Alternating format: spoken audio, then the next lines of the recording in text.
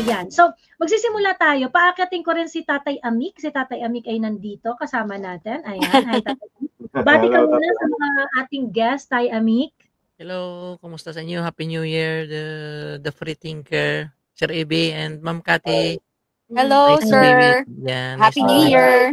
Yeah, Si Happy Tatay New Year. Amik naman ay nasa UK. Ayan. Oh. Correct. So, Ayan. morning dyan. Pra, ano na, 1:30 ng hapon. In the morning. Hapon. Hapon. 8 hours advance ang Pilipinas. Sorry Yeah. sa mata ko, tinamaan na-infect lang yung mata ko Oh. for several Bakit? days. Because of the winter, sir? I don't know kasi kahapon wedding anniversary pa naman namin kahapon. 6 hours ako nag-spend ng oras ko sa Manchester Eye Emergency Hospital. Halos lahat ng mga kasama ko doon ganito ang problema ng mata nila. May viral, meron daw viral, 'di ba? Pag winter eye something, may tawag diyan, 'di ba, kuya? Yeah. Nakalimutan ko. Normally ganun yan eh. Pagka in the thick of winter, pumapasok. Yeah. Bata, matanda, ganito ang ano nila. Kasama ko doon kahapon, ang dami ang biruin mo, ano ako. Almost 6 hours ang pila ko bago ako ma-attend. Nagdi-discharge ka ba, kuya? Walang discharges ayon sa ano nila, yun nga mas mabuti nga daw kung may discharges sa mata ko kasi may na-block daw na either 2 to 3 glands ang na-block so ang oil hindi makalabas kaya lumagas siya. Common to Tay pagka common yung pagka ganitong season talaga. Very common daw kasi lahat ng pag-check ko sabi niya it's not new. Conjunctivitis ata yan din. Yung tinatawag nila. Conjunctivitis. Yan, pink eye daw. So, ang gawin mo, kuya, warm compress, sinabi ko sa'yo. Warm compress, tapos binigyan ako ng antibiotic. Oo, eye ointment na antibiotic saka amoxicillin. Yeah. Oo, sakit ko din yan, nagda-dry yung mata ko eh. Conjunctivitis. Kasi ano yan eh, cold, dry air. Tapos may hinipo kang ganyan, tapos hinipo mo dito. Ikaw talaga, Kuya Ibing, hilig mo sa hipo, Siguro. Kasi pala hipo, kuya. Hipo dito, hipo doon. Ibi talaga ang smooth. ito si Miss Cathy na ano ko na. Naawa na. Parang nagiging dahil din dahil din siguro sa trabaho ko kasi domestic assistant ako so minsan pag naglilinis siguro baka yes. dust or sa mata. Pero kumusta yung binayaran mo Tay sa medical bills mo? Gusto ko yan. Wala, prescription lang. Nagbabayad kami dito ng 9 pounds per prescription. Pero sa wala, libre yan lahat. Yung prescription. Lang, yung gamot lang mismo talaga. Gamot lang. Pero yung gamot can be expensive also, Tay. Sabagay 9 pounds, hindi naman no? Kaya 9 pounds, Tay, sa buong na yun? 14 days or 21 days? 1 week. 1 week. 1 week. 9 pounds? 9 pounds lang? Oh my God. Actually, they are all covered sa kanilang health. Covered sila. They just buy the medicines. So that's So sa atin, di ba, very third world problem na ilan lang yung sinasagot ng PhilHealth, di ba? 500 divided by, yan tayo? 500 divided by 14. So, bali nasa 40 pesos lang ata per capsule. Per capsule. So let's say Kuyang AB, ganun lang rin yung presyo ng amoxicillin dito. Mas mahal pa nga. Pag branded parang 75 pesos. Mahal pa, 70 plus. Amoxicillin is Augmentin, right? Yun yung brand, di ba? Yes. Oo. For yung 21 na couplets is kung i-convert mo sa Pilipinas, mga 730. 21 couplets. Grabe, ang mura. Ang mahal niyan dito. Mami Laika, wag sabihin Mami Laika. Umakyat na Mami Laika. Ayan, 60 to 80. Akyat na Mami Laika, nasa iyo na ang link. Nabigyan na kita ng susi. Ayan. Ayun. O ayan, Okay, no? ako So, na, Mami. very exciting yung yung parang ngayon parang manghuhula tayo kung anong maging kapalaran natin sa 2020. Yeah, kasama yan. Pero, start na natin tong mga yung mga nakakasukang event ng 2024 na I think siguro para mas mas madaling makapag-isip kayo nung event na yon.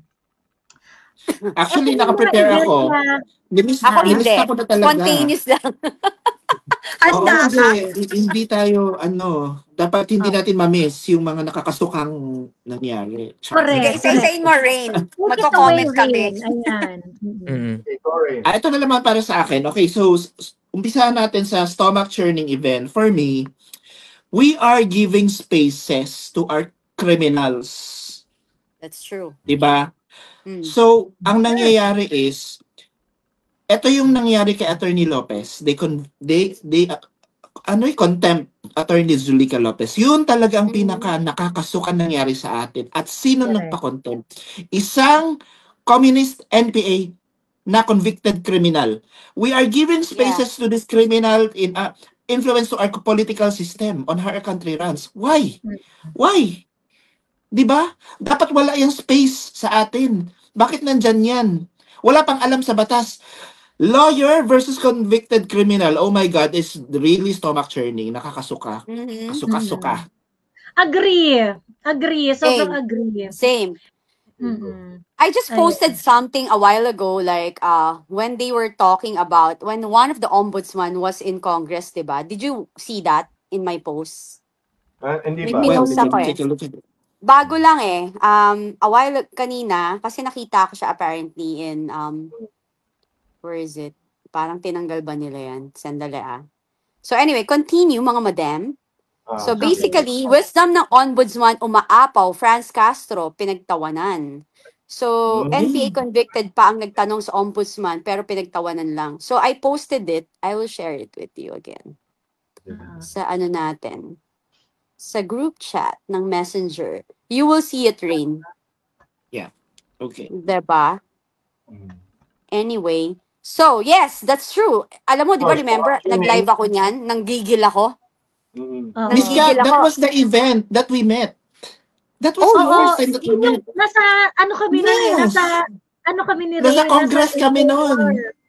Yes. Nasa batasan kami noon. Tama. Alam mo, iniyak ko yun eh. Remember, iniyak ako nung habang nasa car ako. Kasi sabi ko, anak ng putik tong mga to, bakit yung sinusuportahan? You know, I believe naman nagbabago ang tao, pero bakit yung mas binibigyan nyo ng kahalagahan ang mga convicted criminals and yung mga drug addict and nagbebenta ng droga at mga dealers and drug lords. And shaming our men in uniform who were part and parcel of the success of war on drugs. Agree. Like General Wilkins and Colonel Grijaldo. Agree. Diba? Tapos sabi ko nga, ako, one time, may sinabi ako niyan eh, parang yung NPA, some of them naman talaga, sabi ko, diba, I thought, yung NPA, yung pinaglalaban niya, yung kapakanan ng mamamayang Pilipino. Bakit yung isang miyembro nyo, it seems like, ang ginagawa niya is gumaganti sila sa men in uniform or not even fighting for kung ano yung tama para sa mamamayang Pilipino. Kasi personal na yung interest. Diba? So if you're talking about like, I'm for the people, bakit ganun yung laban mo?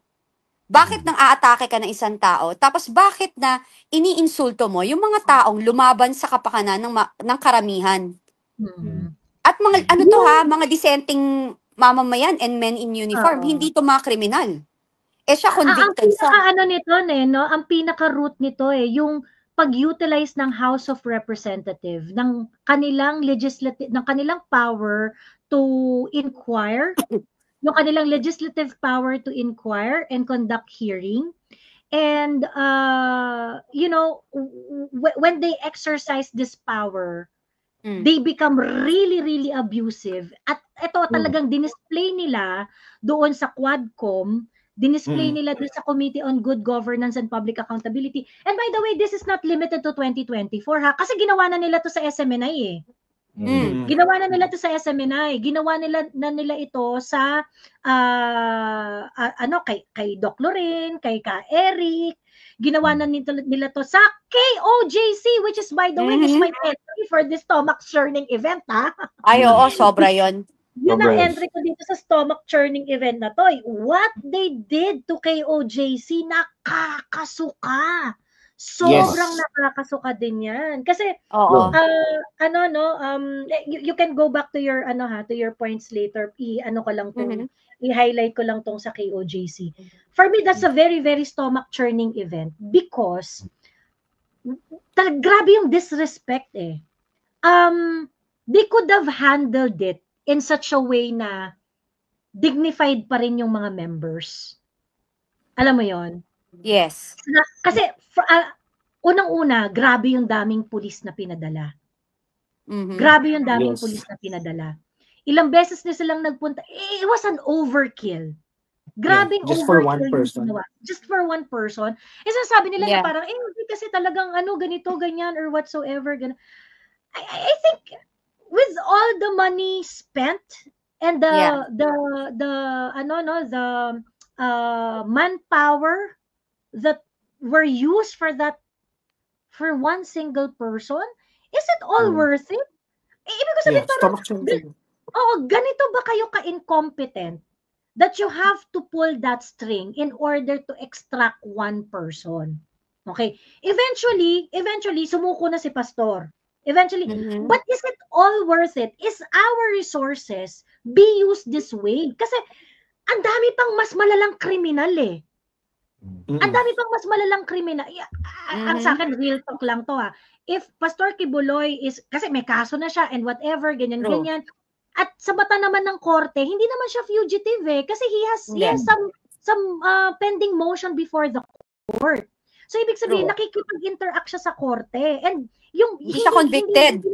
Hindi issue yung hindi kasi tumakas siya or whatsoever. No, he's seeking remedy before the court. As far as the court is concerned, hindi naman talaga siya fugitive. Hindi nyo lang siya makita. Hindi nyo lang siya ma-access now. Unavailable lang siya sa inyo. Yun nga sinasabi ni Attorney Turion eh. Unavailable siya sa inyo, but he is seeking remedy before the court. So, insofar as the court is concerned, hindi siya fugitive. May mga pending na may mga pending na motion siya, meron siya mga sinisik na remedy sa court. So anyway, that's a technical discussion. But the point here is, sabihin na natin na sige, merong mga kaso si Pastor, merong ganyan. But I don't think it's proper to use that kind of manpower over Pastor. Yeah. And I don't think that that offending the believers and desecrating their place of worship is justified by that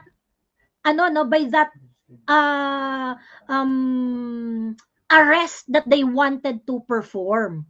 It is not justified. I don't think there is a place on earth that would say na tama yung ginawa nila dun sa KOJC. Sa KOJC. Ako dyan sa nangyari sa KOJC, parang, stomach churning siya, pero for me, it's more of like, parang cringy na entertain na lang ako kasi masyadong napakita yung incompetence ng police force to the point na parang ano-ano na lang ginagawa nila, naghahanap sila ng heartbeat, parang nagmuka na talaga silang kakatawanan. Joke, Correct. Naging joke na talaga sila doon, te. I agree, no?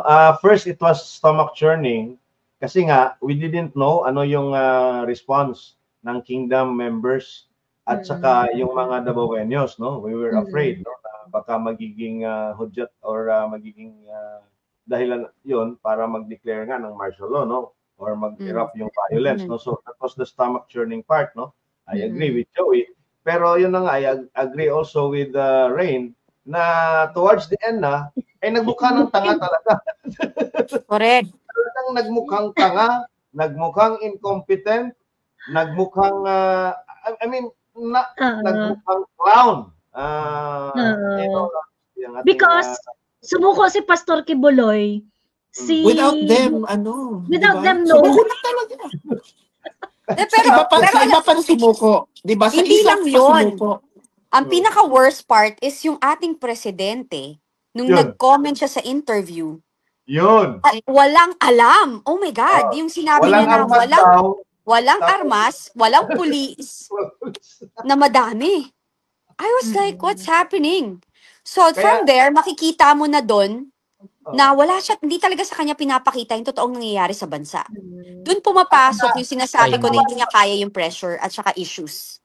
At saka Miss Cathy, di ba yun din daw din yung dahilan na nagkabukol or nagkasama a few days later? Nagkaroon ng code blue. May nasampa, nabato ng cellphone ba yun? Oo, ng Samsung. Gusto niyo yung model? Charot. Model lang. Diba? And until the end, but I'm really sobrang amazed ako sa KOJC na yung mga taga KOJC kasi doon mo talaga makikita yung leadership. Yeah, yung leadership ni Pastor Kibuloy. Naiyak ako nun ilang beses. Sabi ko, parang sarap maging membro ng KOJC. Alam mo yon. Dalawa yan INC or KOJC. Kaso kailangan kasi talagang sumobra bait ko niyan bago ako mag-member. Considering na may namatay dun sa siege na yun na member. At may niyaka mga pa rin nila. May mga injured. At minalign pa sila, remember? But they were trying to malign them. Like, they're making issues, diba? Pero still, in the end talaga, if you really have faith in God, and yung path mo talagang diretso, in the end, tingnan mo naman, niyakap pa rin nila yung mga police. Because they know na, diba? Inuutusan lang. Yun yung nakakalungkot doon kasi lalo na, alam mo, mga junior yan yun yung nakakalungkot kasi yung mga bata ang frontliner, it's always like that. And yung mga boss naman, palagi naman yan sila yung nasa huli. Diba? Kawawa. Kaya nga, diba yung mga call nga natin, pauwiin nyo na yung mga anak nyo dyan, huwag nyo dyan papanuhin kasi sila yung mapapahamak dyan, sila yung kawawa dyan. But in the end, yung pagmamahal, yung faith sa Panginoon at kabutihang loob pa rin ang nanatili sa mga miyembro ng KOJCs. Kaya hands off, di ba? Ang taas ng tingin ko sa kanila dyan. Yun lang yung maganda doon. They really showed their character. Yung character ng mga KOJC member, ang silver lining nung KOJC siege is that they were able to showcase what they are made of. Exactly. Diba? And what leader they have. It says a lot. Reflection yun 'di ba?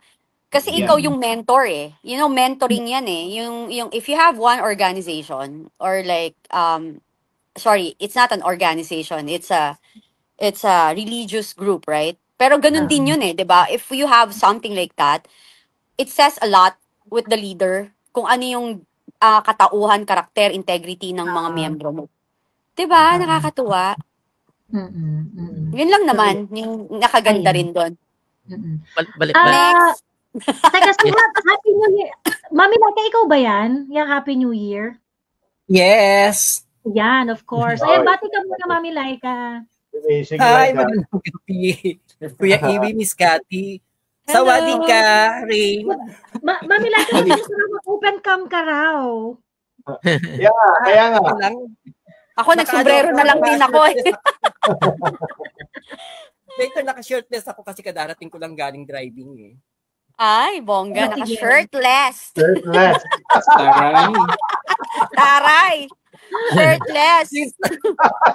Diba dede ko, charot. Happy New Year. Oo, mag-ready ka na dyan, Mami Laika. Ayan. Mag-training event lang. Game na ba? Game.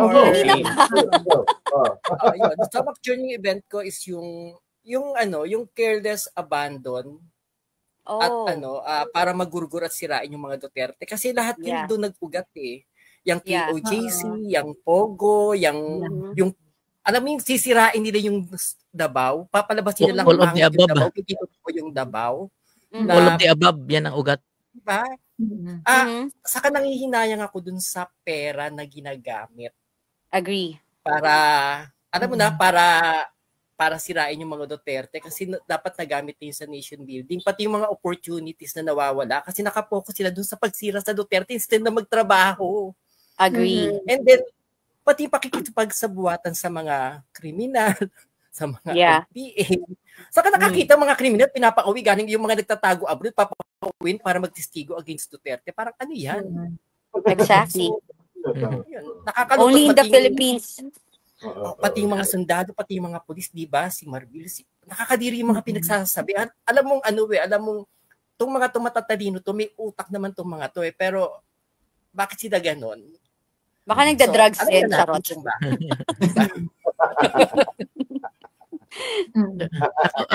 Mamilenta, no? Yung grabe yung lahat ng resources, lalo na sa Congress, no? Lahat ng resources sa Congress, they are using it to to gurgur the Dutertes. Yes. At the end of the day, ganun eh. At saka, well, hindi lang sa Congress, even sa Senate, yung kay Risa, lahat ng mga hearing ni Risa talagang papunta sa mga Duterte eh. So yun yung nakakadiri kasi parang, huy, magtrabaho kayo ng totoo. 'Di ba? Yeah. Kaya sabi ko walang tangible na project, wala kang makikita, lahat na lang laman ng balita, puro politika. Wala. Sabi ko nga sana may mag-lifestyle check din dun sa mga mahilig mag-post sa mga mainstream media. Kumusta na kaya ang lifestyle nila? Kumusta kaya mga bank account nila? Kumusta kaya ang bagong mga bayat kotse nila, no? Yun yung ko gusto ko makita. Yung mga taga-takip ng mga ng mga tunay na totoo, 'di ba? It's sad kasi nawalan na ng integrity yung mainstream media. True. Kaya natahimik lahat ng mga congressmen doon sa sinabi na yung bukasan ng account na sinalin sila na bakit ako lang, tayong lahat magbukas tayo. Well, anyway, balikan kong ang unang point kanina ni Ken doon sa tungkol sa nabigyan ng pagkakataon ang makakaliwa.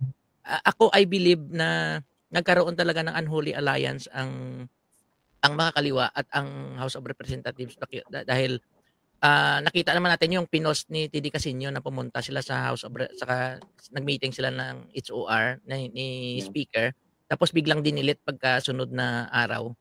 Well, anyway, yung time talaga ni Tatay Digong, binigyan niya ng pagkakataon ang makakaliwa.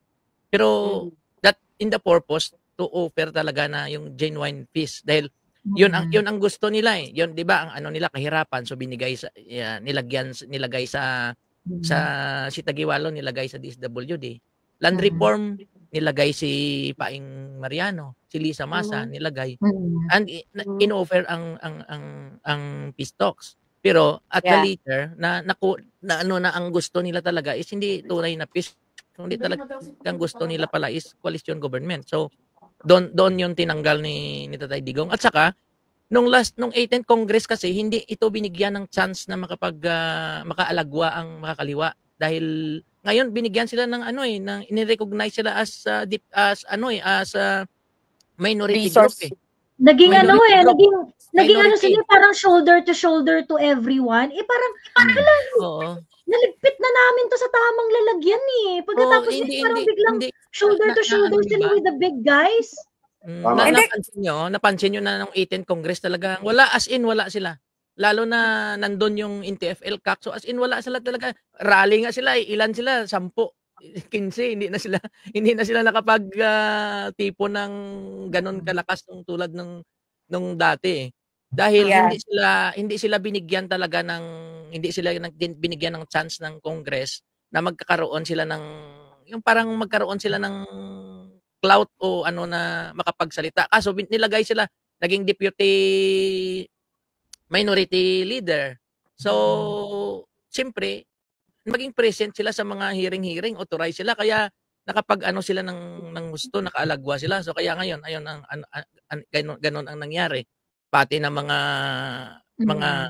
military. But then, good thing na-realize ng House of Representatives nung confidential fund pagdating na doon na sila papunta sa dalawang high-ranking military intelligence officer, tumigil sila kasi alam nila mako-compromise talaga sila doon. At saka the fact na alam nila anti-government yan, dapat di talaga nila binigyan ng clout. Ayan na, naka-nipple tape ka na ba? Live ka. Ayan. Hi, Laika. Hello. Ayun. Ayun, di ba? Oo. May mga nagko-comment dito, stomach churning event, Duran-Duran party ni BBM. Yeah. I think yes. Talagang grabe rin yun kasi parang wow, 51 million magkano yung binayad sa Duran-Duran? Almost 51 million para sa birthday lang ni BBM. Parang kadiri talaga. Another good good suggestion here, stomach churning event. Yung naging rubber stamp na lang yung Senate. And the Congress became very, very powerful. At worst, pagdating dun sa budget, halos yung wala na talagang magawa yung Senate dun sa kagustuhan ng Congress. Yeah. That's really yung parang, bakit tayo nakarating sa ganito na wala nang magawa yung yung mga senador, nationally elected yung mga yan eh. Anyari, ba tayo dumating sa puntong ganun? 'Di ba? Ayun. So, yun. Anything else that you want to add on this? Ako, Joey. Ang pinaka-stomach churning ko is, you forgot, we almost went into a shooting war with China on June 17. Nung naputulan ng daliri yung ating SOG, ang dami nating live dyan, no, Kuyang? Pundo, oo. At before that, Joey, this I cannot forget, tayong tatlo ni Sas nito, June 14 yon, June 17 nangyari yung naputulan ng daliri. June 14 was Sas expose in your platform of the Reuters report na inamin ng Pentagon na meron talagang black propaganda ang Pentagon against the Sinovac vaccine, no, kung saan implicated ang daming mga Twitter accounts noon. So and then you put it into context doon sa February of this year kung saan may nagpatrolya na US Air Force B-52 nuclear capable bombers, Stratofortress yun, and in March nung nag-signify na ang Typhoon weapon systems will be deployed here in April, at yun na nga hanggang sa nagduran-duran na tayo habang nag-e-enjoy sila, umuwi yung barko natin dahil wala nang pagkain at wala nang tubig, naglulugaw na lang sila. That to me is number one, very stomach churning because we, again, I think we almost went to war. Oh yeah, that's true. And then the most stomach churning is nakita natin kung gaano ka ill-prepared at gaano ka, anong tawag dito, in comparison with the Chinese military, na wala talaga tayong kalaban-laban at ang Amerika ay hindi talaga tatayo for us at magpakamatay for us. Oh yes, definitely. Mas naano ko sa administration na to, mas mas binaba nila ang dignidad ng ating military. Biruin mo, Navy special ang naputulan ng daliri. Pero during that time is like alam mo kung anong dapat gawin at kaya mong gawin, pero tali ang kamay mo dahil nga doon na ayaw mong mag-retaliate or ayaw mong lumaban dahil ang doon, ang nakasalalay doon ay ang relasyon or ang baka mag-escalate yung pangyayari. Yun ang napakasakit sa akin na biruin mo Navy special special trained ka tapos naputulan ka ng daliri. Wala kang pwedeng gawin to retaliate dahil siguro kasakit yun sa pakiramdam mo na hindi mo magamit ang pinag-aralan mo, yung training mo dahil ang pinanghahawakan mo na ikaw ang maging dahilan kung baka ma-escalate. Siguro malamang pwedeng hindi mangyari na maputol ang daliri niya kung sa isip niya ay pwede lang niya gawin ang dapat niyang gawin sa pagkakataong yon, ngunit nakasalalay doon na para hindi mag-escalate ang sitwasyon. Balikan ko lang yung na-mention ni Kuyang EB kasi tingin ko parang yung sunod-sunod kasi yung hinighlight ni Kuyang EB kasi sunod-sunod yung event na yon. But yung pagdating do sa misinformation drive, yung sa General Dynamics, I remember talagang pukpukan yung live namin nila Kuyang EB about it eh. Yung Umiyak pa sa nga kayong dalawan sa nun. Oo, 'di ba? Grabe, sobrang nakakagalit.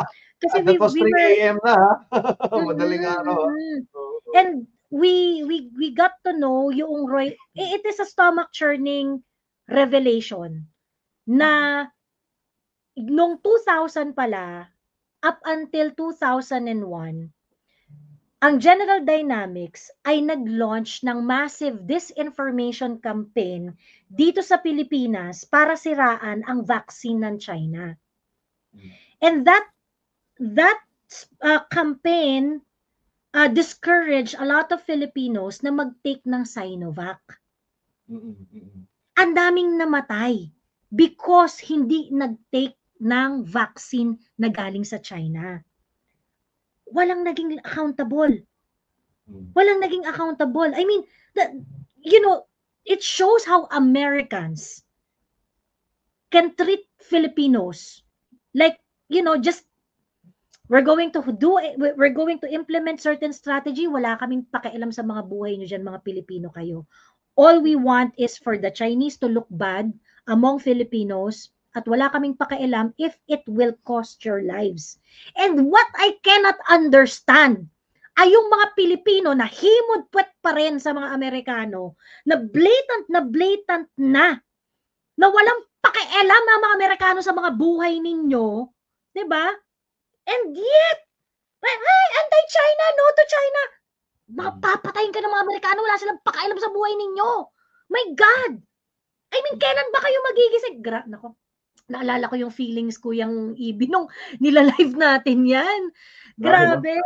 Nung nilalive natin yan. I mean, ano bang klaseng panggigising ang kailangan ng mga kapwa natin Pilipino para ma-recognize ninyo, para pumasok sa mga kokote ninyo na ang Amerikano walang pakialam sa mga buhay ninyo. Wala silang pake kung mamatay kayo. All they want is for their strategy or to forward their own interest, even if it will cost the lives of the Filipino people. They don't care. They don't care. And I think that's really stomach churning revelation. Si Dr. Edsel Salvana wrote article about a lot of healthcare workers who died and a lot of COVID patients who died because they refused a Chinese vaccine. Right. Even senior citizens. Even senior citizen. Hindi mo kasi sabi nila, paano ka nakakasigurado na ang dahilan noon ay dahil sa hate nila sa China? Well, the Chinese vaccine is available but they refuse. Saan sila makakakuha ng idea na hindi effective ang Chinese vaccine? General Dynamics. And that is a $473 million misinformation campaign targeting the Filipino audience. What else do you want to know? What else do you need para gumising ang mga puso't kaluluwa ninyo? 'Di ba? Hindi kayo mahal ng mga Amerikano, papatayin nila tayong lahat. At lalo nang hindi tayo mahal ng mga politiko because inabangan talaga natin yung Joey. On June 22, 5 days after, the Monday after, noon, may hearing si Senate Committee on Foreign Relations Chairman, Senator Amy Marcos. Alam nyo, kung hindi kayo nag-monitor nun, hindi nyo napakinggan nun, talagang I was so disappointed with Amy and our senators. Doon na na-expose ang pangalan ni Ray Powell, yung Assertive Maritime Transparency Initiative na sinulat ko nga, in-expose ko in November of 2023 pa.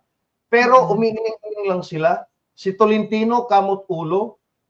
Si Gibo naman during the hearing ay itinanggi na nag-communicate na pala ang Pentagon sa kanila at inamin. Yes!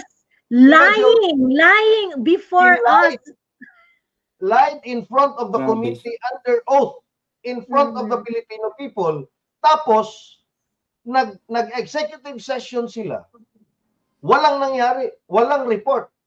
there was no finding. And that, as just like any other hearing, nakabinbin. Wala tayong idea kung ano na talaga ang nangyari doon sa loob. Hindi nga, di ba, ang buwisit nga natin dyan, hindi nga in-invite yung Facebook eh. Ayun na nga. Di ba, hindi in-invite yung mga key entities in order to establish the misinformation drive. Di ba? So, parang ang nangyari kasi doon, compliance na lang ni Senator Amy yun eh. Kasi, kanya kasi yan dahil foreign relation kinembular yung, kasi dahil US yung involved, ganyan-ganyan. And so, it's part of her job to conduct a hearing.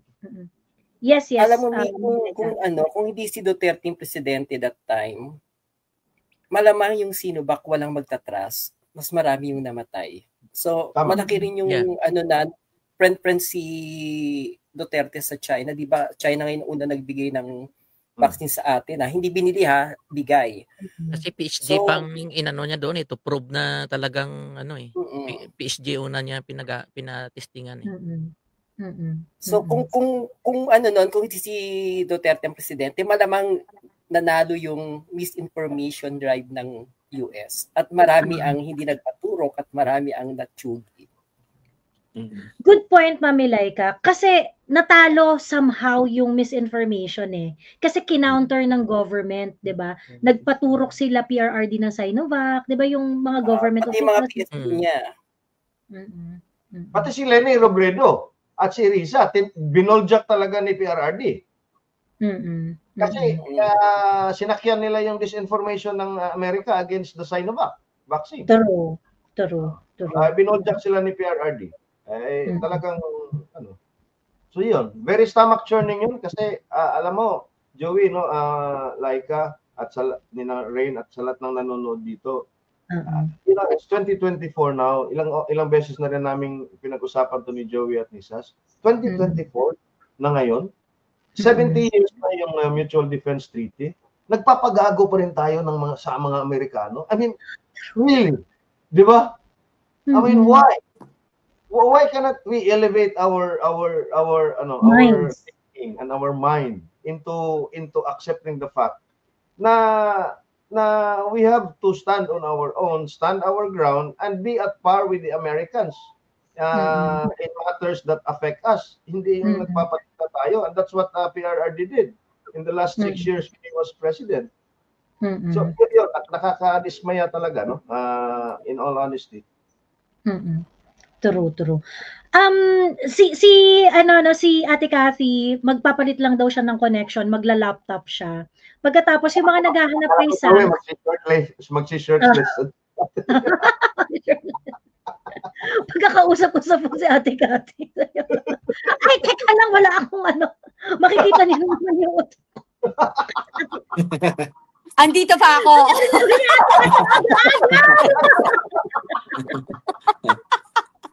Aga!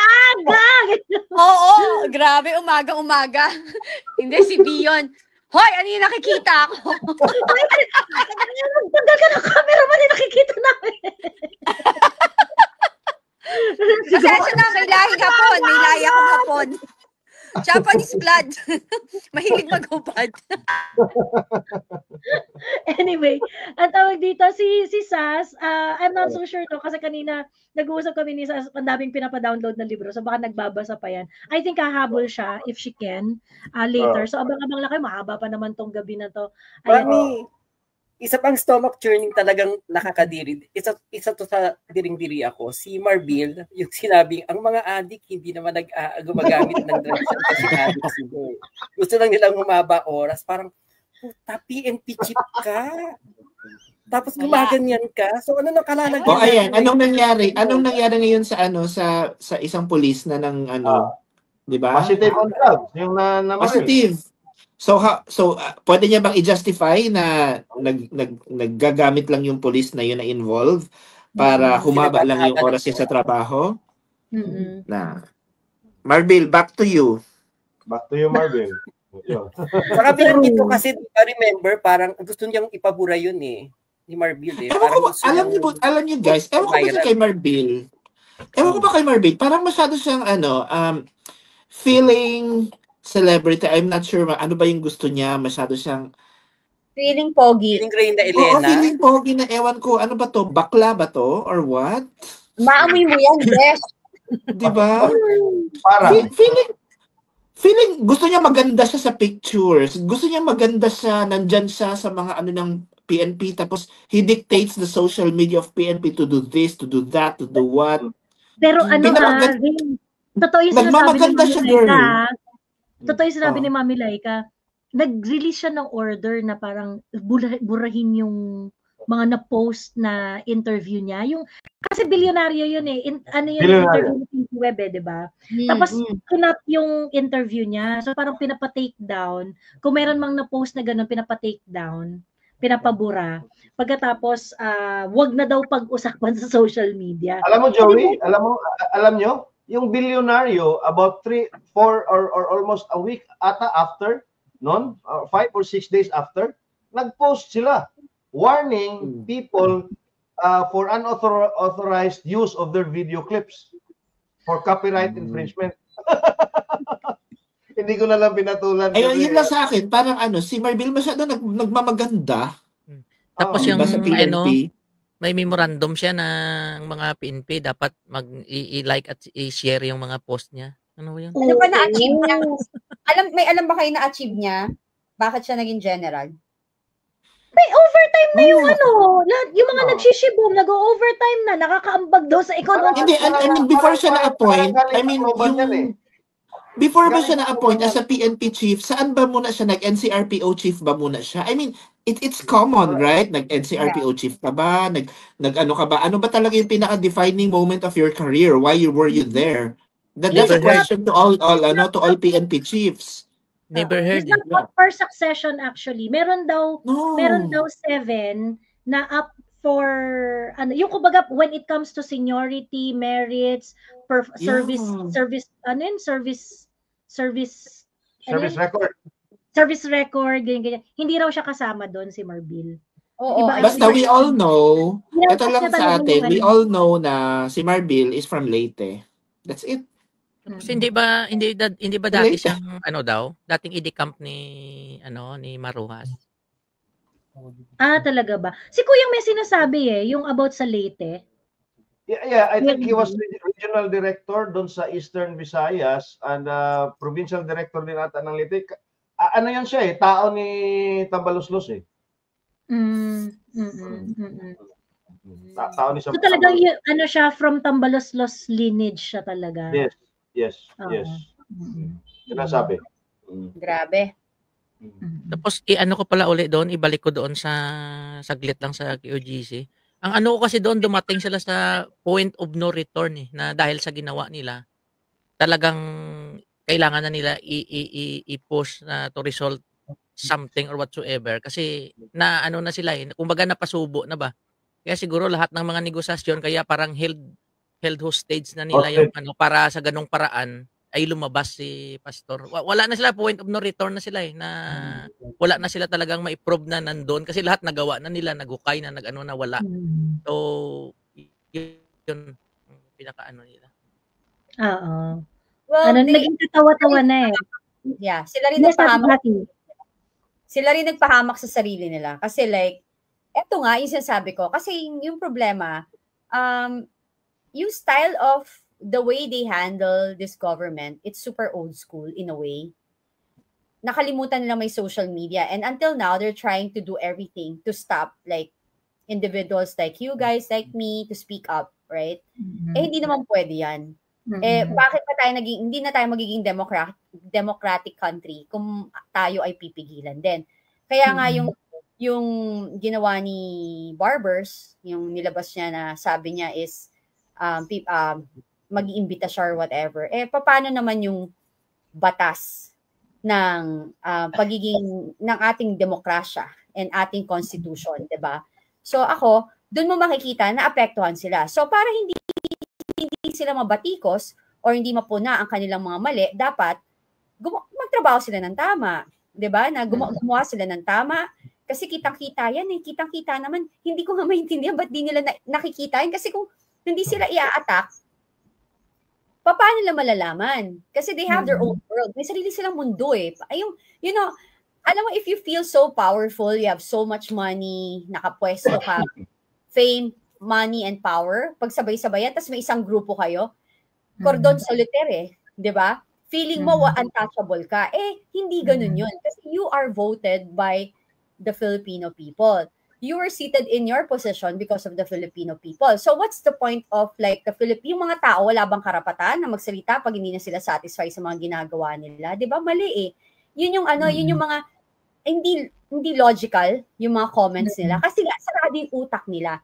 Nakikita lang nila yung ginagawa nila kasi feeling nila hindi yung pwede kaming galawin kasi eto yun. Kaya nga 'di ba every time they invite somebody in Huwadcom, every time sabihin sasagot lang ng kasi mali, ay hindi ho totoo yan. Sisigawan.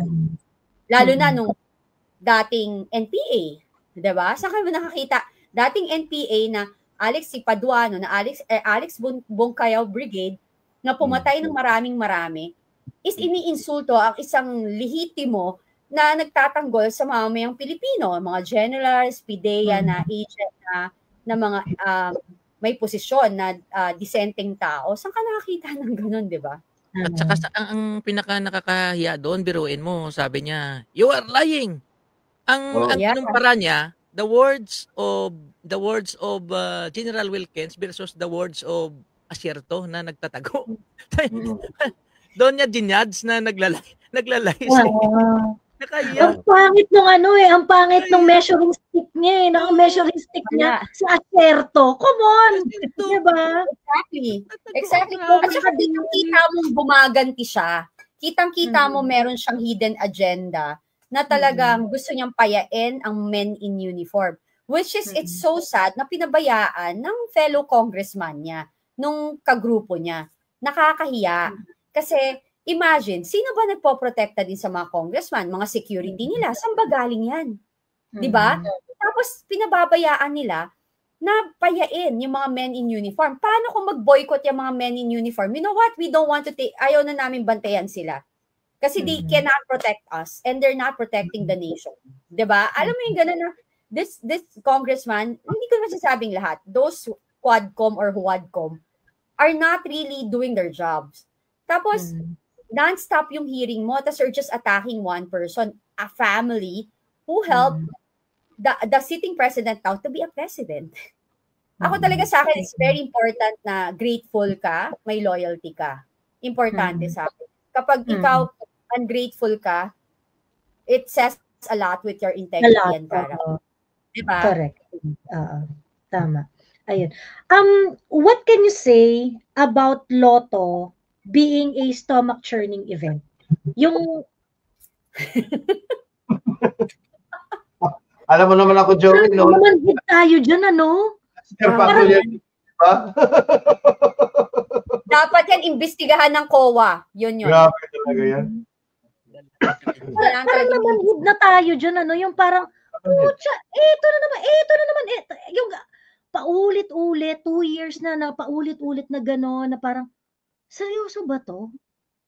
Diba? Tapos, may notice din ng Lotto ng ng disallowance yata. May ano din sila sa audit. Ano yan eh.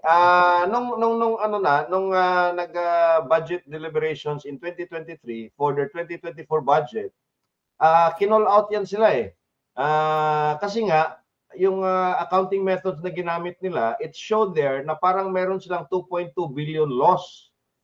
At hininto nga yung hearing na yon ni Joey Salceda at saka ni Kimbo, no? Ewan ko anong nangyari doon kasi apparently parang ano tawag diyan, Joey, sa accounting, cooking the books, no? Niluto yung books. At nagbigay pa nga ng 500 million initial prize in the December draw. So ako talaga tapos if you remember, meron niyang isang hearing, dalawang hearing na nandun si Mel Robles sa committee na jointly chaired by Rafi Tulfo at ni Coco Pimentel. Yeah. The following day, the first hearing, napakaangas ni Tulfo. Talagang ginaganon si Mel Robles. nag-executive session kinahaponan, nag-hearing ulit kinaumagahan, ang amo na, napaka-amo na ni Ni Raffy Tulfo. Si Robles na ang medyo astig noon. Talagang, ay naku putang ina. Ay sorry my loves. Nandito pala si Ano kaya i-audit yung no? Yung loto na yan? Kasi kung may loss ka, ibig sabihin, yung pondo mo laging tinatamaan. Kasi di ba paunang pera yung gobyerno eh. And then, para makita mo na talagang legit, dapat yung mga pangalan yan pwede namang kunin, di ba? Oo, yan. Talagang hindi kailangan ng may regress piatos diyan. Ay, hindi. Kasi taxable din yan eh. So, parang kung nanalo ka ng ganito, dahil yung tax na dapat na kinuha sa'yo. Yeah. Diba? Tapos meron ka namang pera na. Ibig sabihin, it comes with the territory. Responsible mo na yung security mo. You have to pay for your security. Kasi nanalo ka eh. Pera ng taong bayan yan eh. So, dapat siguro mag-file tayo ng case sa ombudsman. Oo, yun. Pwede yun. Require them kasi it's taxable siya, tas may tao talagang nananalo. Hindi naman siya intelligence ang tawag dito? Intelligence. CIF. Oo. Parang may 5% yata tax on lotto winnings. 20%. 20% ba? 20%. Pero ako pagka na presidente si Inday, dapat isa to sa i-trace back eh. Itong loto na to. I think they should do an investigation about this. Agree. Kasi a lot of people say na hindi, naman yan eh, nakukuha naman yung pondo niyan doon sa mga better. So, parang ang sinasabi nila, hindi naman galing sa tax yan, ineme, ganyan. But, hindi po totoo na hindi tayo dapat makialam kasi hindi naman tax daw yung ginagamit diyan sa lotto and whatnot. Kasi po ang PCSO is created by law. Pati po yung mga lotto na yan for specific purpose. Pang charity nga yan. Okay? Pang charity nga yan. So ibig sabihin kapag tinatarantado ang mga tayaan diyan sa lotto, nade-deprive ang mga Pilipino ng mga tulong na itinalaga ng batas na dapat makarating sa mga kababayan nating kapos. So hindi po natin pwedeng sabihin na hindi naman tax yung pinanggagalingan yan eh, ganyan. Well, it is created by the Philippine Charity Sweepstakes Office at saka yung mga loto-loto na yan. May yan, kaya yan nangyayari, kaya yan ginagawa kasi ni-legislate yan ng ating Congress. So ngayon, ang purpose niya ay mag-generate ng fund. Okay? Ang pera natin, hindi lang po nanggagaling yan sa tax. Nanggagaling din po yan dun sa mga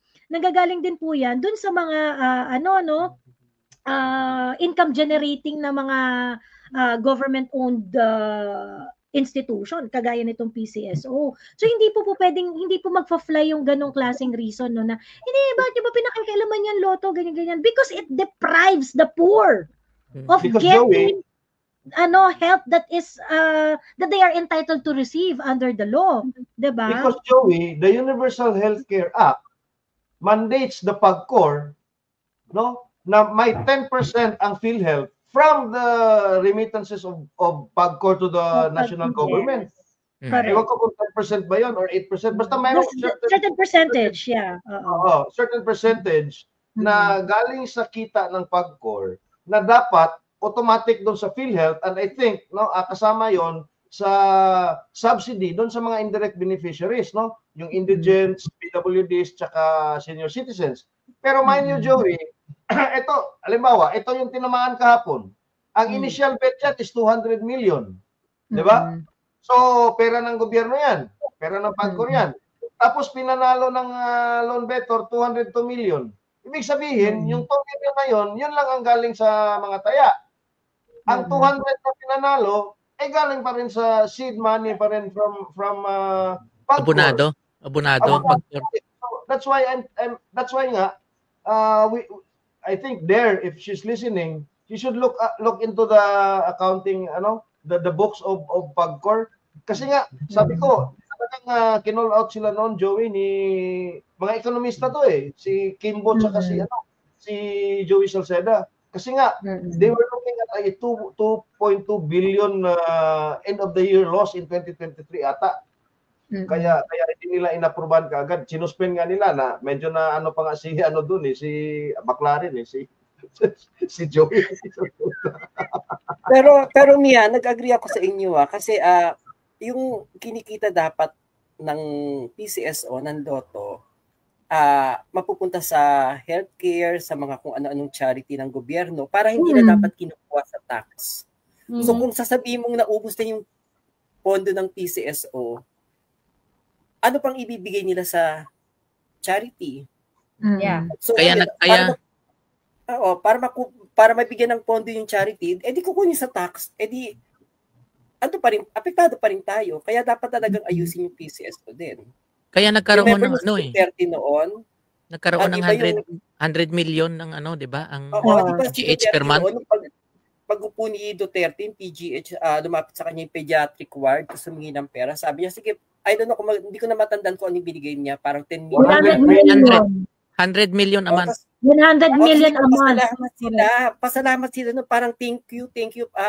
Hindi na po namin po problema. Siguro for the next 2 months or 3 months yung problema. Sabi ni Duterte, anong hindi niyo pa problema? Talagang hindi niyo pa problema kasi hindi yan isang bigayan, monthly yan. Oo, gulat sila. Siraan sila ng bait doon kasi hindi nila ina-expect yan na ganun yung magiging allocation sa kanya. Tatay Amik, you were saying something.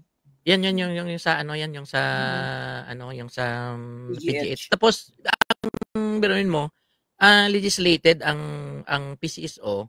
Tingnan mong nangyari. Legislated din may batas din ang Malasakit Center. Anong nangyari ngayon? Tinanggalan nila ng pondo ang Malasakit Center na ang portion ng mga pondo ng Malasakit Center is from PCSO.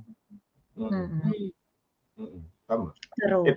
Pati na rin 4-piece nga Tayamik Oo, 50 million. 50 billion 4 million beneficiaries Yun, legislated yun, ang 4-piece. Compare mo sa AKAP. Kaya hahabulin lang ni Luis Tro na institutionalize niya, gawa niya daw ng batas. No? Ano daw? Hahabulin niya, gagawa niya daw ng batas ang AKAP. Sabi ko nga, baka ang kasunod... After the fact. Baka ang kasunod niyan, halik Talagang ayuda, lunas sa inyong kahirapan pagkatapos ng AKAP, halik. True. Teka, yung AKAP and parang pwede natin yung i-tackle dun sa susunod yung mga policies na yung mga nakakadiri, mga palpak policies, yung mga pwede natin yung isama sa susunod na discussion. Ano masasabi niyo dun sa, may nag-comment kasi dito stomach churning yung anong gagawin natin? Yung meme of the year. Yeah, because of the flood control. Oh my God. Diba? Sorry. Hindi ko lang Diyos nating lahat. Doon ko na relate ang ang kwento ni Tatay Digong na sinabi ng ng professor niya sa law. Don't scratch your head because the only you have there is don't drop. Well, just to give context dun sa kung nasa loob kayo ng kuweba at hindi nyo alam yung anong gagawin natin. I think Christine yan, Kuyang EB. Christine na bagyo. Bagyong Christine, apparently, hindi nagkaroon ng coordination meeting or whatnot. Grabe yung baha, grabe yung may mga bumigay na mga flood control projects, may mga And then, may mga areas na hindi ma-reach. It was really, a flooding na sobrang tindi para sa isang bagyo na hindi naman ina-expect na ganun kalakas. Ganon. And so, may mga damage na, may mga Ngayon, nagkaroon ng briefing si BBM a day after nung bagyo. So, syempre, ang dami mga nag-react ng mga netizens na parang, ba't kayo naman mag-uusap-usap? Tapos na yung bagyo. Ano pinag-uusapan nyo? Di ba? Ano yung pagpe-preparean ninyo? What exactly is, what exactly are you going to discuss now? So, nung binibrief si BBM sa kung anong nangyayari, at nalaman na nga na ganito karami yung mga stranded, ganito karami yung nasira, ganyan. Sabi ng BBM, ang gagawin natin habang nagka-scratch ng My God. And For a it's president, Yung for a kinagawa president, mo. yeah, for a president na during crisis, ganun ang immediate Mm-mm. reaction. My God. True. well, it's sad kasi, Akyat no, kasi Haya. Akyat kasi Haya. di ba Joey, ang sad nun, Kuya Ibi, sa inyong lahat, di ba parang, yung pa yung pinaka-highlight niya nung kanyang SONA. Then right after talaga, Diyos ko, talagang pinakita ng Panginoon, no? Hindi talaga, hindi mo talaga masabi. Diyos mismo nagpapatunay na siya na mismo naglatag sa atin. So, kaya nga nakakatawa na kapag sinisisi nila yung mga vloggers and all, and yung mga taong nagko-comment or nagsasalita lang because of what they see. Kasi, actions speak louder than words. May mga mata tayo hindi naman tayo grade school na or mga bata na pag may nakita tayo, yung judgment natin palaging mali, 'di ba? May mga time na talagang judgmental lang ang tao. Pero hindi naman tayo tanga in a way, 'di ba? Sabi ko nga 1, 2, 3, sabi mo 4, 5 ang magrereklamo sa iyo. Sige, given, hayaan mo na. But if like lahat, ang dami na nagsasalita, it's, you need to listen. Kasi, ibig sabihin, may problema talaga. Huwag kayo magbulag-bulagan, tsaka magbingi-bingihan. Ayan. Okay, before we leave this topic, at magpupunta na tayo dun sa mga palpak policies of 2024. Okay, so for this topic, yung mga palpak policies of 2024, pag-uusapan natin dito, yung mga desisyon ng gobyerno, whether it is in the executive or in the legislative, yung mga, well, for most part, no, sa executive, ayan, i-limit na lang natin siguro sa executive, ayan. Ano sa tingin ninyo yung mga super palpak na mga polisiya ng ating gobyerno? And before we go there, wala na ba kayong pwede din ba umakyat si Mother Dragon, sabi ni Gino? Wala namang problema, pwede naman. Wala namang problema. Right, Go lang. Bakit hindi pwede? Bakit hindi pwede? Ayun. Ang tawag dito, guys, it's New Year. Oo. Ayun. Ayan, sulat ninyo dyan, bago tayo lumipat dun sa kabilang topic, ano yung mga stomach churning event na para sa inyo nangyari ng 2024. Sabi ni Nea, stomach churning yung nag-speech si BBM na sinabi niya, naubos na daw yung funds sa Quick Response Fund sa mga nasalanta. I mean, a leader must give words of comfort, hindi yung dadagdagan ng iniisip na nasalanta. Tama naman si Tita Nea. Boplox talaga sa disaster responsibility. Yung gold selling. Sa akin yun. Stomach churning. Gold. Yeah. Sa policy yan. Diba? Okay. Tama. Yung phone conversation with Browner and na naka-broadcast, naka-video pa. At saka yung subsistence allowance, di ba tinawagan nila. Oh my goodness. That's tinawagan, tapos naka-video na to show talaga na tinawagan niya na ito approve na. Justify, alam mo yun, ang tawag doon is, he want to, ipakita sa mamayang Pilipino or ipagyabang niya na, kita mo, okay ako with them. You have the power. Obvious na insecure ka. Kasi why do you need to publicize or i-public yan? Hindi. So, ibig sabihin na, you wanted to prove, pakita sa tao na, hindi, kakampi ko sila. You know what I mean? So, kasi nga, basta, actually, positive sa atin yun yung ganong arte ni Martin Romualdez. Yeah. Kasi hindi yan hingin. Diba? Parang, bakla, anong ginaganyan mo? Feeling mo makukonvince mo kami na love ka ng men in uniform? Because isa lang kausap mo. 350 subsistence allowance? Kasi nga, Joey, hindi nila hiningi yun. Di ba hindi hiningi yun? Hindi rin hiningi ng AFP. Oo. Bigyan mo ng 350, 250 nga. Tapos ngayon, tinanggal mo yung modernization budget. Anong klase yan, di ba? At ako, honestly, I came from the military family. I really believe, naniniwala pa rin talaga ako sa integrity ng AFP, lalo na ang mga familiars. I really believe in them. And truth be told we cannot win any war without them. Exactly. So, Exactly. Oh, of course. Of course. ano, oo. Anywhere. Kaya talaga dapat, Anywhere in the world, you need the military. Ang dami no, ang daming stomach churning event talaga no, yung 5 mall tours tapos ng AKAP tapos may mga binabaha pa sa Bicol tapos nagtutour ka na nagpaparapol, may marapol ng sasakyan, rapol ng ay grabe Tapos no. sa Davao namimigay ng ayuda. Oh, tapos ang isa pa pala naalala ko. Kung wala si Speaker Martin Romualdez, walang AKAP. Kung wala si Speaker Martin Romualdez, walang AX. Walang UPAD. Ay. Ayan, so pwede natin ipasok sa policies yan. Si Kim, sabi ni Kim Demelites, stomach churning din yung naiwang powder substance sa ilong ni Bebe. May nasa program ng araw ng kaliti. Uy, naiyak ako doon. Do you remember yung interview ko sa SMNI? Ito pa pala, sorry ha, Miss Cathy, ito pa pala pinaka-stomach churning. Yung in-interview si Miss Cathy, inabangan ko talaga yon, naka-live. Sina Doc Lorin Badoy, parang hindi makapaniwala si Doc Lorin. Tinanong ni Doc Lorin si Cathy kung pati ba yung mga anak ng mga Marcos ay nagpupulburon din. Sabi niya, pa-hair follicle test mo sila. Sabi ni Doc Lorin, really? Really? Yun naman Doc Lorin, di ba? Talagang kita mo sa mukha nun eh. Hindi marunong sinungaling yun. Sabi ko, yung reaction talaga ni Doc Lorin talaga may parid ang review pa. Ayun lang talaga, hair follicle test until now, 'di ba? Kalahating taon na. Hindi ko pa rin magets kung bakit hindi pa rin nila ginagawa. Tapos binabrush off lang even sa Congress and everything. They're making fun of it.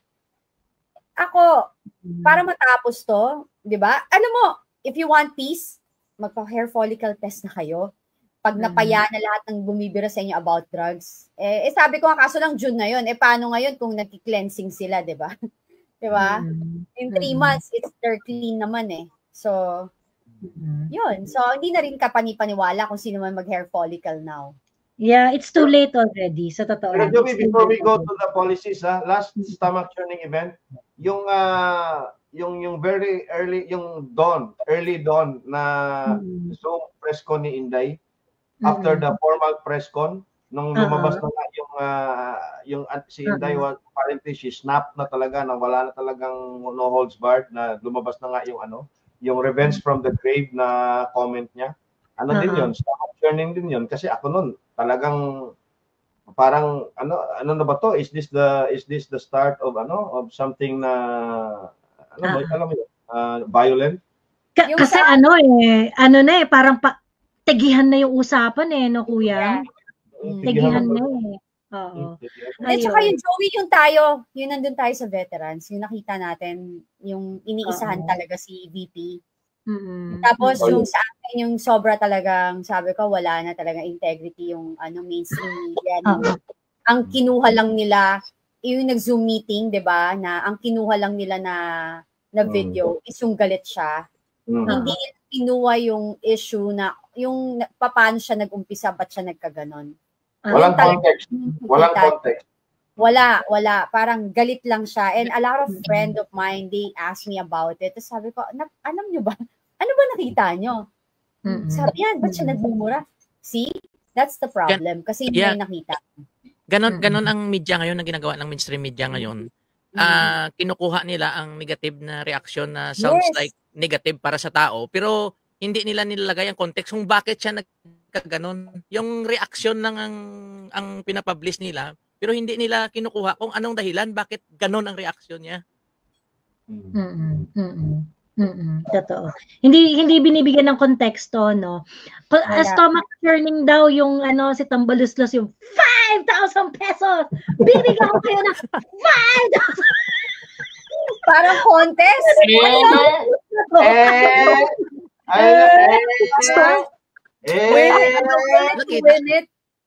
Nakita niyo yung mukha ni doon sa likod, sa background, nakita niyo yung mukha ni Bong Revilla doon sa background nung nag-iihi siya, na parang awkward na mukha ni Bong Revilla. Oo, totoo. Ayan. Hindi kinaya ni Bong, tinalo yung butots niya. Hi, Mami Laika. Ayan. Hi, si Haya ba Hello, to? hello, Beb. Si Haya ba to? Hindi. Ay, hindi. Si ano to? Ano to, si... Oo, si Beb. Si Beb. Si Beb. Hi, Ayan. Kuyang Ibi. Hi, Happy Ben. New Year po, Day Amik. Yes. Ayan. Akong Ay, stomach meron churning akong sa share. akin.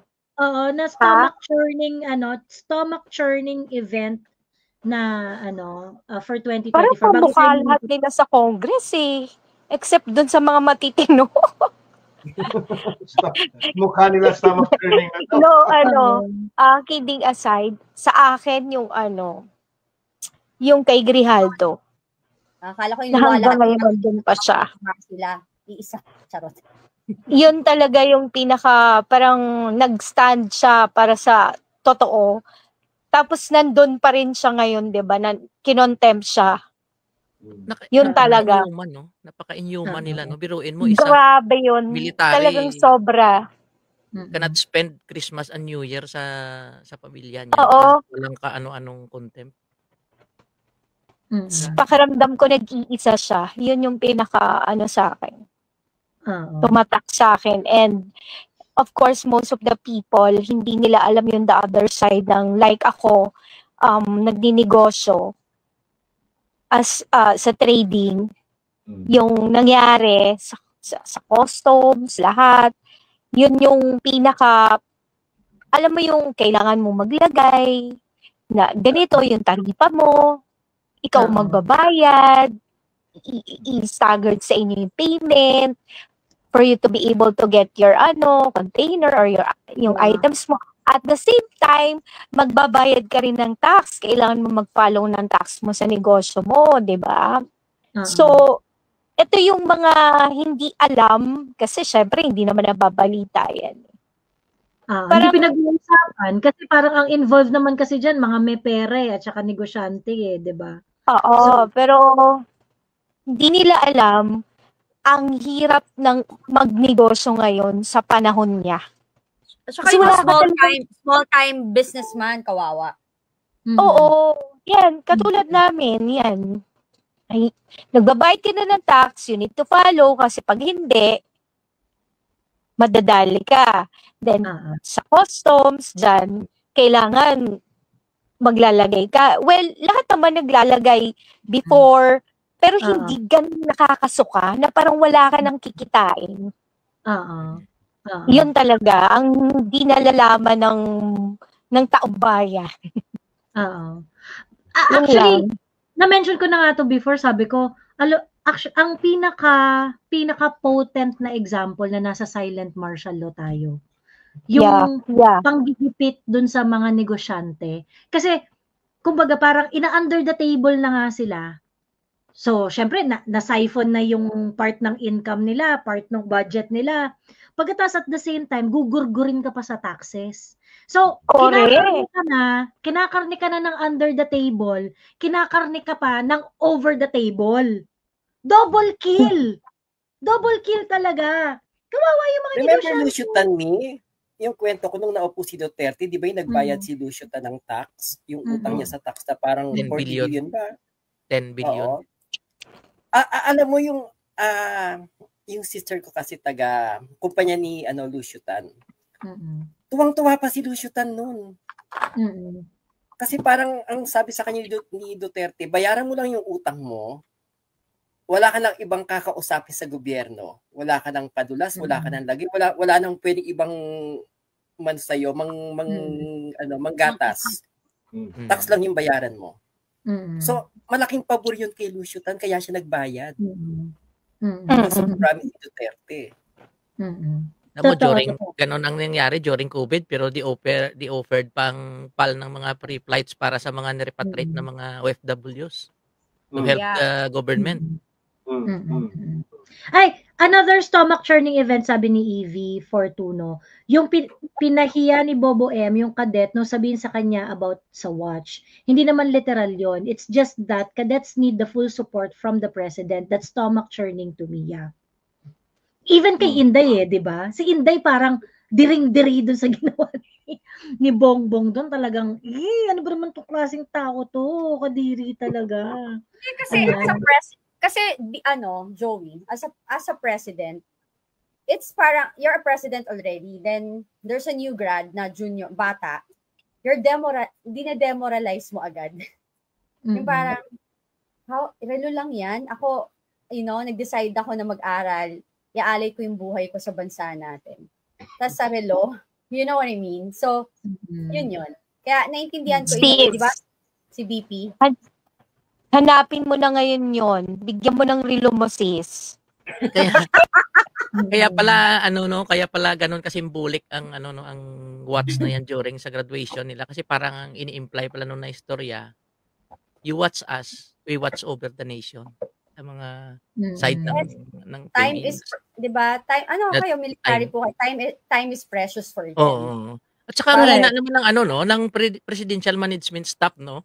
Sa katagalan na nila kasi may mga career service diyan eh. Hindi ba nila imposible namang hindi nila alam na ganun ang parang naging diyan, parang naging culture diyan. Dapat before that graduation alam nila na attend, sir. Baka madali ang watch mo sa'yo kung ito may binili na kami, ito gamitin mo para just in case na anuhin ng graduate may maibigay ka, baka sentimental value sa'yo yung relo mo na ayaw mo bitawan. Or pwede lang naman kung sakali, kung ako, pwede mo naman bulungan. Sentimental value to sa akin. Pero kunin ko na lang ang details mo after this, ibigay ko to sa'yo ngayon. Pero palitan ko yan ha. Diba? Pwede naman ganun di ba? Tama. Sabi ni Carlex, stomach churning yung ostentatious display of unexplained wealth ng mga tambalalays. Ayan. True. Pero ito pwede natin tong ilagay dun sa mga tambilinas of 2024.